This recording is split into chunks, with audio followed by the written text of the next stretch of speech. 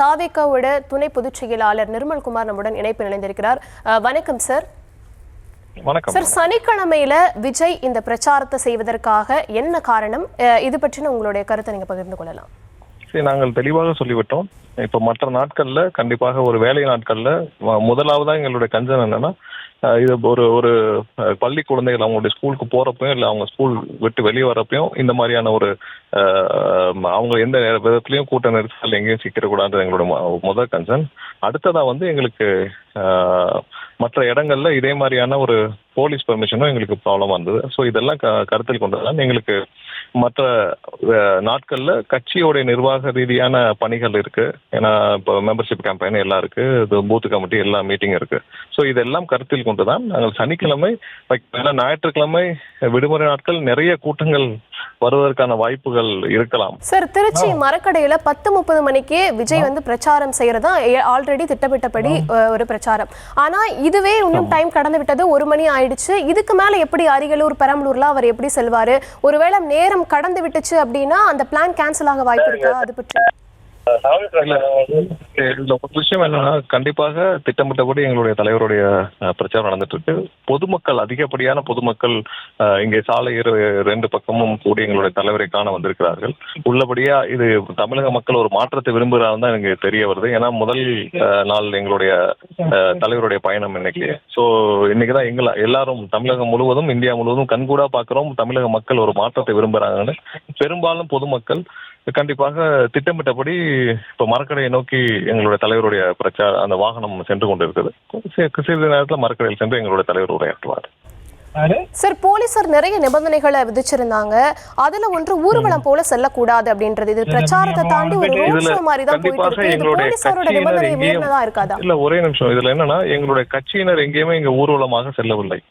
நாங்கள் போலீசார் அனுமதித்த அந்த 5 வாகனம் மட்டும்தான் இங்க செல்கிறது. 2 பக்கமும் இருப்பவர்கள் ஒரு 99% பொதுமக்கள் மட்டுமே. ஏன்னா பொதுமக்கள் இங்க வெளியிலிருந்து யாரும் வரல. நான் கண்டிப்பாக நீங்க மாநாட்டிலே பார்த்திருப்பீங்க, மொபிலைஸ் பண்ணாத ஒரே கட்சி எங்களுடைய கட்சி தான்.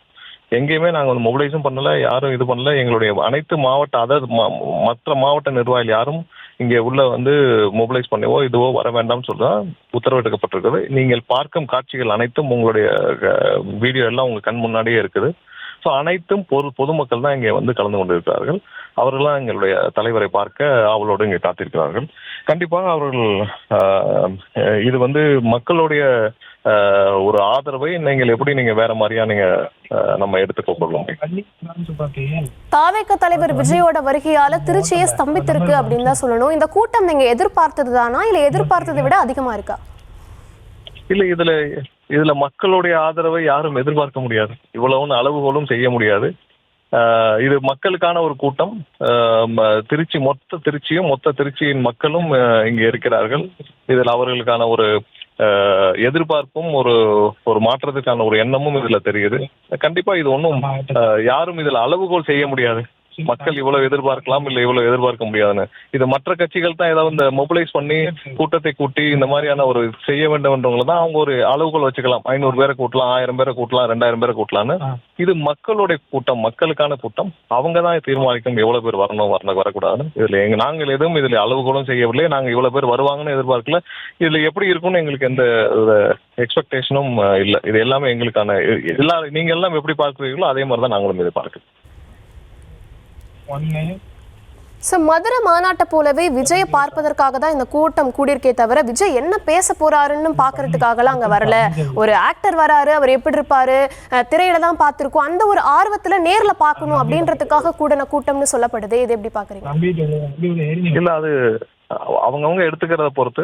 கண்டிப்பாக இன்னைக்கு இருக்கிற தமிழக மக்கள் அனைவருக்கும் தெரியும் எதற்காக எங்களுடைய தலைவர் அரசியல்ல வந்திருக்கிறார், என்ன செய்ய போகிறார், யார் மாற்றத்தை ஏற்படுத்த முடியும், யார் இந்த மக்களுக்கு நல்லது செய்ய முடியும்னு மக்களுக்கு நல்லாவே தெரியும்.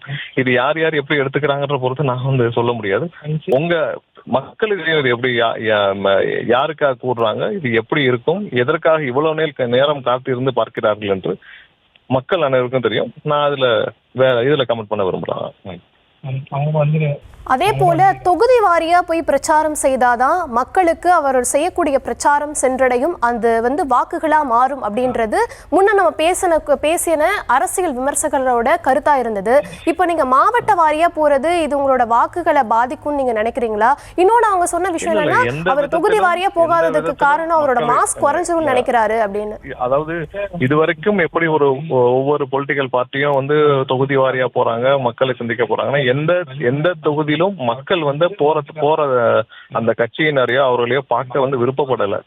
இப்ப இங்க போறவங்க எல்லாம் அவங்களுடைய நிர்வாகிகளை சந்திக்க போறாங்க. எந்த இடத்துலயும் இப்போ நீங்க மற்ற கட்சியினர்லாம் போறாங்க, அவங்க தொகுதி வாரியா போறாங்கன்னா தொகுதி வாரியாக போறவர்கள் யாரையும் பொதுமக்கள் பார்க்க விரும்பவில்லை. நீங்க அந்த கூட்டத்தில் இருக்கவர்களை எடுத்து பார்த்தாலும் தெரியும், எல்லாம் அவர்களுடைய நிர்வாகிகள், மொபிலைஸ் பண்ணப்பட்ட நிர்வாகிகள். எங்களுடைய தலைவர் கண்டிப்பாக ஒவ்வொரு இடத்திலும் மக்களை சந்திக்க கண்டிப்பாக ஆசைப்படுவார். ஆனா இப்போதைக்கான எங்களுடைய பிளான் கண்டிப்பாக ஒவ்வொரு மாவட்டத்திலும் பெரும்பாலான மக்களை சந்தித்து விட்டு அங்கே செல்வதுதான். எங்க இப்போ இன்னைக்கு இதே மாதிரி தான் பிளான் பண்ணியிருக்கோம். ஏன்னா எங்களுக்கு நிர்வாக ரீதியாக பல பிரச்சனைகள் இருக்குது. இப்போ போலீஸ் அப்ரூவலே பார்த்தீங்கன்னா இந்த ஒரு இடத்திற்கு இந்த ஒரு நாளைக்கு மட்டும் 12 நாட்களாக எங்களுடைய நிர்வாகிகள், எங்களுடைய பொதுச்செயலாளர் எல்லாம் போராடி இந்த அப்ரூவலை வாங்கியிருக்கோம். இந்த ஒரு நாள் அப்ரூவல். ஏன்னா இது மக்களுக்கான கூட்டம். இது ஒன்றும் நாங்கள் எங்கேயுமே ஸ்ட்ரென்த்து காட்டணுமோ அப்படிலாம் எதுவுமே இல்லை. மக்கள் மாற்றத்தை விரும்புகிறார்கள். மக்கள் இதற்கான ஆவலோடு இருக்கிறார்கள். 70 வருஷத்துக்கு பின்னர் கிடைக்க போற ஒரு விடுதலை மாதிரி நினைக்கிறாங்க. இது மக்களுக்கான கூட்டம். இதுல நாங்க எங்கேயுமே போய் எங்களுடைய ஸ்ட்ரென்த்தை காட்ட வேண்டிய அவசியமே கிடையாது. இதை கண்டிப்பாக இந்த அரசு முழுவதாக அனுமதிக்க வேண்டும். இல்லைன்னா இதை நீதிமன்றம் சென்று நாங்கள் அடுத்தடுத்த அப்ரூவலை நான் வாங்குவோம். சார், மரக்கடை பகுதியில் ரொம்ப நேரமாக பிரச்சாரம் எப்போ துவங்கும், விஜய் எப்போ பார்ப்போம் அப்படின்னு ரசிகர்களும் தொண்டர்களும் அங்கே காத்து கொண்டு இருக்கிறாங்க. இப்போ சரியாக பிரச்சார வாகனம் எங்கே இருக்கு, எவ்வளவு நேரம் ஆகும் சார் மரக்கடை பகுதிக்கு போய்? 1 கிலோமீட்டர் தூரம் இருக்கிறதா நாங்கள் பார்க்குறோம். இன்னும் ஒரு 1/2 மணி நேரத்துக்குள்ள அந்த இடத்திற்கு சென்றடைவார்னு நினைக்கிறோம். வாகனம் சென்று வரும். ஸோ அதுக்கப்புறம் எங்களுடைய தலைவரின் உரை அங்கே இருக்கும்.